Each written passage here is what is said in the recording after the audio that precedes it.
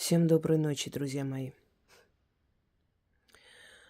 Хочу вначале вам напомнить, что те чистки, которые я даю вам, они очень сильные.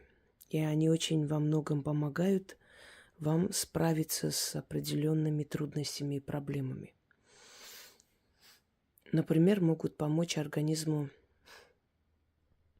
обновиться, восстановиться, обойтись без операции, очень часто так бывает, исцелить свою кровь, избавиться от человеческой зависти, открыть закрытые дороги, убрать безденежье и так далее. Для того, чтобы каждому человеку отдельно не объяснять, не снимать, точнее, не объяснять, не записывать и так далее, я решила когда-то, что я просто буду снимать и грамотно, ясно, четко рассказывать, что делать в той или иной ситуации, давать людям работы. И, естественно, за один раз я могу помочь огромному количеству людей. Потому что этот ролик увидят не только в этот момент много тысяч людей, но и после, когда этот ролик останется в интернете, опять же, много тысяч людей могут воспользоваться этой работой и помочь себе. Хочу вам сказать, что, в принципе, эти чистки, они убирают очень многое. И во многих ситуациях помогают. Есть некоторые исключения. Если это работа сильного мастера, чистки это снять не смогут. Они могут оттянуть определенное количество времени, отсрочить до того момента, пока вы не найдете более сильного человека, который снимет и избавит вас от этого. Если это проклятие рода, то, опять же, они могут отчасти смягчить ваше состояние, облегчить, но не более того. Это примерно так, как если бы у вас болел какой-нибудь орган, там голова, рука и так далее. И вам врач говорит, поскольку сейчас ночь, чтобы никуда не ехать, например, там знакомый, да, может посоветовать, или в интернете советует, выпейте там данное лекарство, оно вам поможет уснуть и как бы избавиться от боли до утра. А утром, конечно, обязательно сходите и узнайте, настолько ли сильная проблема. Вот чем разница между чисткой, которую проводит ведьма, и чисткой, которую она дает, если у вас серьезная проблема. То есть профессиональные работы и сильные проклятия чистки не снимут. То есть вы не снимете себя. Но можете спасти себя на некоторое время. Оттянуть это время, отсрочить, как я уже говорила, пока не найдете сильного мастера. Если же это уже застарелая вещь, оно уже себя изжило, то есть само себя сожрало, хотела сказать. Если вы уже практически одолели своей силой внутренней, своим духом, иногда люди могут пережить очень страшные вещи, и те сущности, которые были отправлены в его жизнь, в его судьбу, не смогли справиться. Не потому, что они слабые, а потому, что слабый мастер отправил. Но в любом случае остаточное явление это осталось, это нужно убрать окончательно, понимаете? Чтобы оно по новой не возобновилось, чтобы они вновь где-то там, оседая на вашей энергии, вновь не усилились и не начали сжирать вашу жизнь. То такие чистки могут вам помочь окончательно убрать. Это чистка, которую я хочу вам подарить, это больше для обновления женского здоровья, женской сути. Так вот, в основе этой работы лежат знания русских ведьм из более древних губерний, такие как Ярославская губерния. Но это позже стало губерния, конечно, это было Ярославское княжество, Черниговское княжество. Вот в этих древних землях Руси в основном вот похожие работы встречаются. Поскольку я изучала источники и многие исторические источники, сопоставляла и магию, историю, и обряды, традиции. Вот подобные работы, связанные с привязком человека, еще называют мумиё человека, в основном проводились вот в этих старинных регионах России. Оттуда эта традиция пришла. Серебряная вода, ритуалы с зеркалом и так далее. Итак, обращение здесь к полуночнице. Считается, что полуночница – это дочери ночи. И если полуночница хочет отомстить, то она может наслать на всю семью бессонницу, переполохи. Это уже дочери полуночницы, переполохи, страхи, когда человек в таком тревожном состоянии не может найти покой и отдохнуть.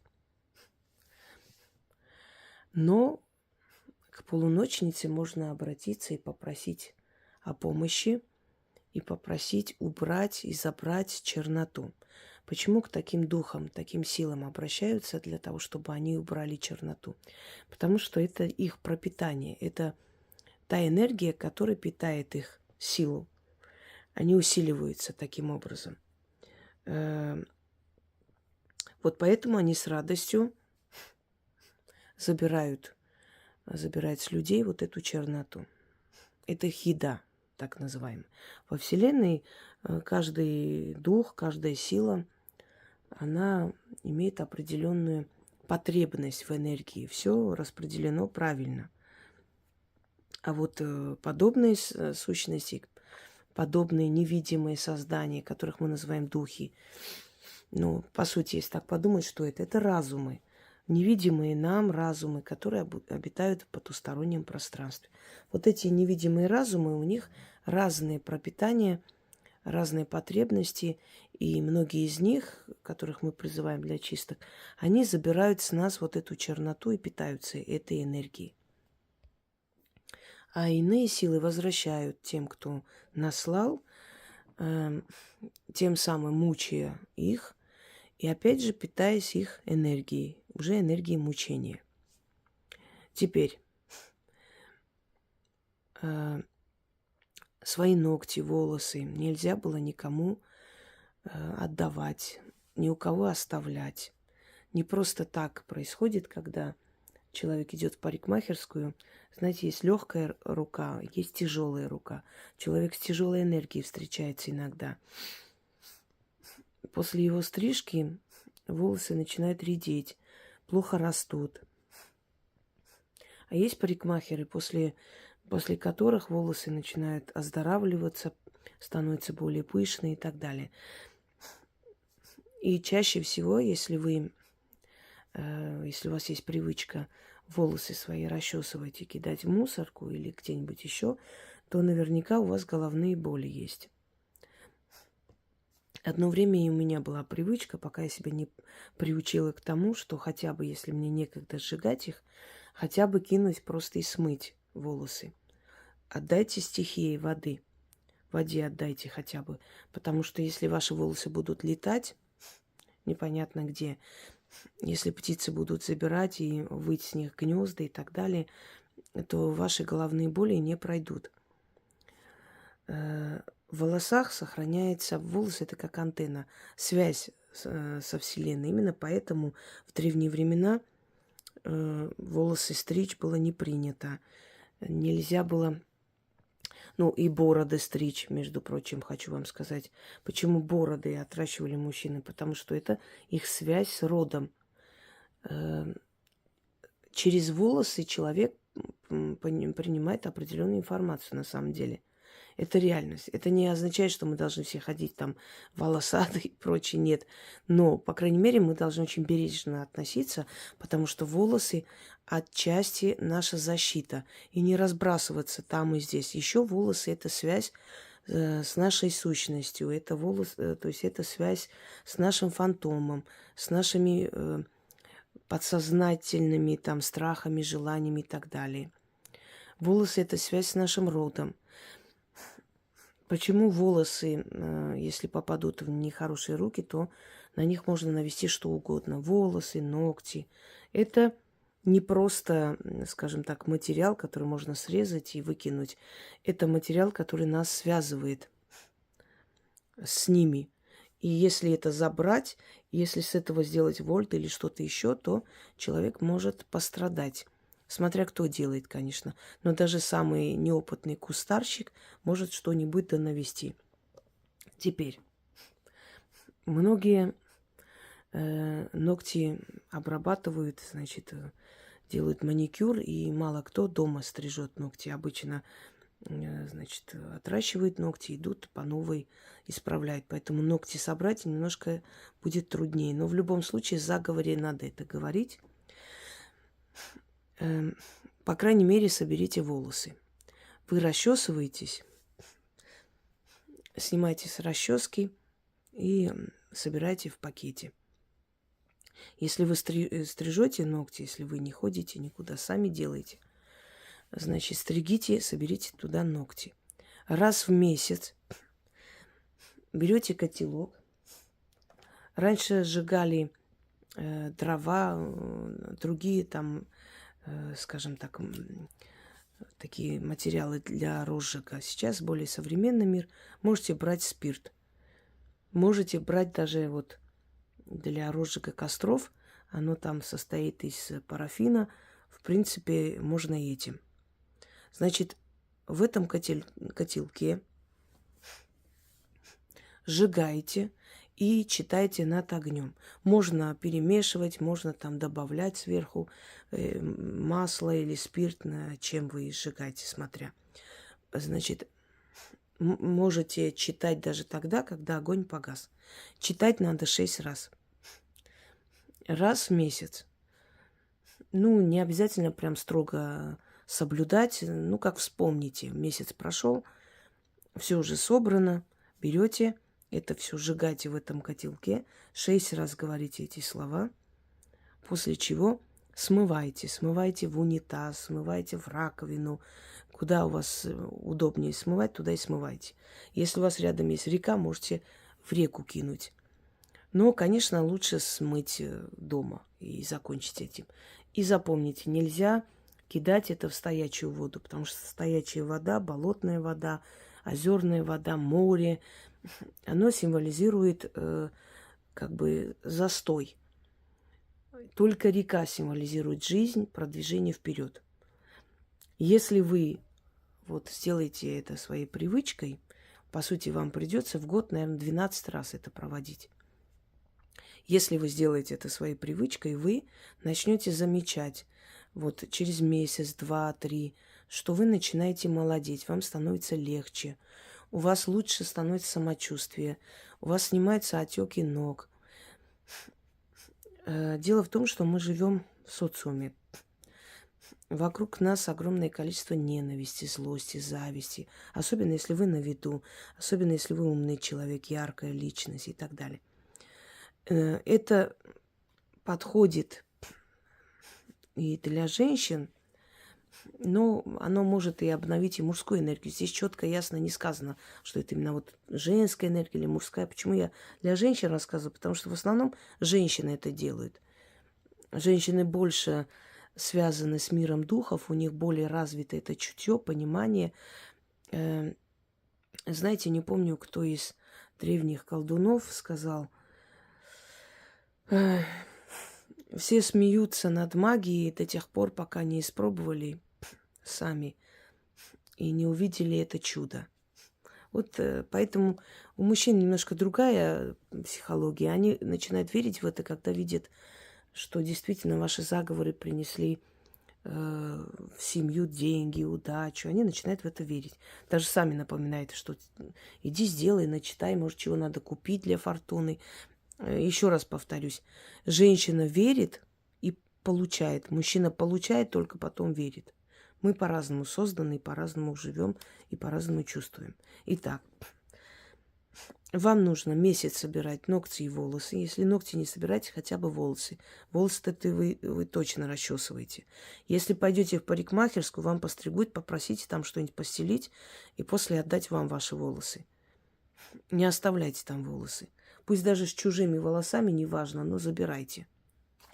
И сожгите, естественно. Значит, волосы, ногти. Ну, для розжига спирт подходит или еще что-нибудь, что удобно.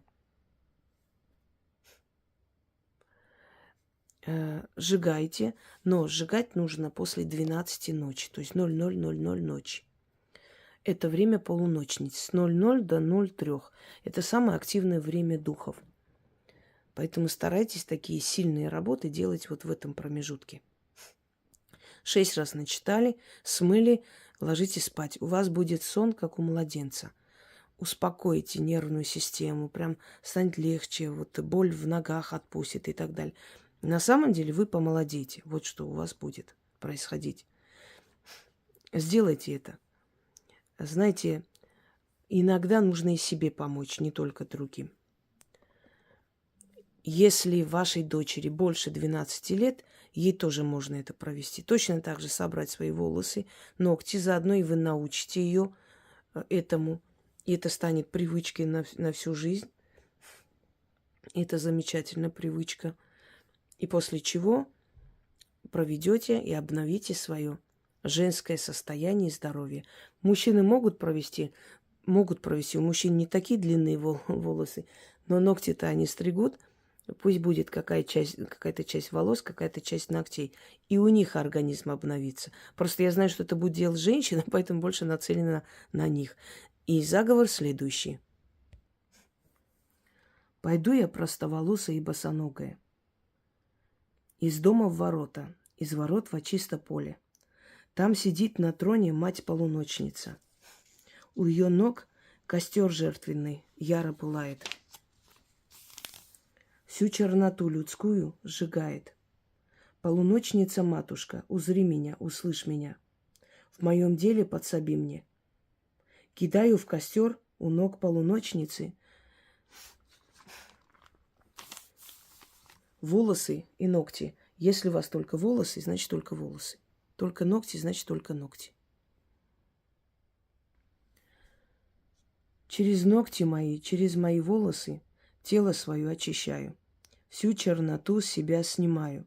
В огне сжигаю порчи и корчи, с глаз и злой посыл. Людская зависть. Навели мне, али сама на себя стянула. Сгори скверно, чернота. Часть дымом уйди, часть в воду пойди. Очищайся, мое тело. Моя душа и разум, обновись разом. Ключ, замок, язык. Заклято. Еще раз. Пойду я простоволосая и босоногая.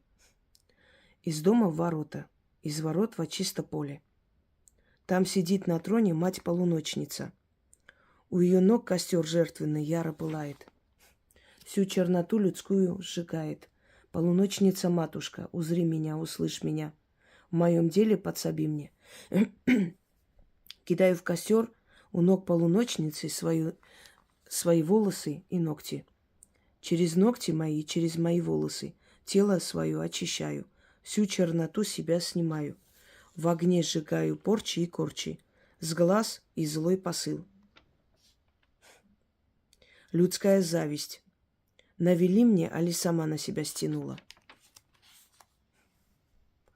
Сгори скверно, чернота.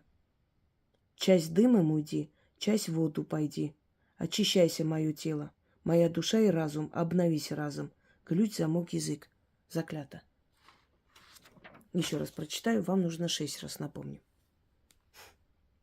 Пойду я простоволосая и босоногая, из дома в ворота, из ворот во чисто поле. Там сидит на троне мать-полуночница. У ее ног костер жертвенный яро пылает, всю черноту людскую сжигает. Полуночница-матушка, узри меня, услышь меня, в моем деле подсоби мне. Кидаю в костер у ног полуночницы свои волосы и ногти. Через ногти мои и через мои волосы тело мое очищаю. Свою черноту себя снимаю. Всю черноту, извиняюсь, себя снимаю. В огне сжигаю. Порчи и корчи, с глаз и злой посыл. Людская зависть навели мне, али сама на себя стянула. Сгори, скверная чернота. Часть дымом уйди, часть в воду пойди. Очищайся, мое тело, моя душа и разум. Обновись разом. Ключ, замок, язык. Заклято. Здесь откуп не нужен, потому что вы отдаете откупом ту самую черную энергию, которая с вас снимается. Вы отдаете полуночным духам, той самой полуночнице. Но когда у вас обновится, вам станет легче, вам станет хорошо, вы сами откупайтесь, как посчитаете нужным. Вам подскажут. Люди, которые часто пользуются моими работами, рано или поздно начинают получать очень явные и очень открытые подсказки. Желаю вам всем удачи.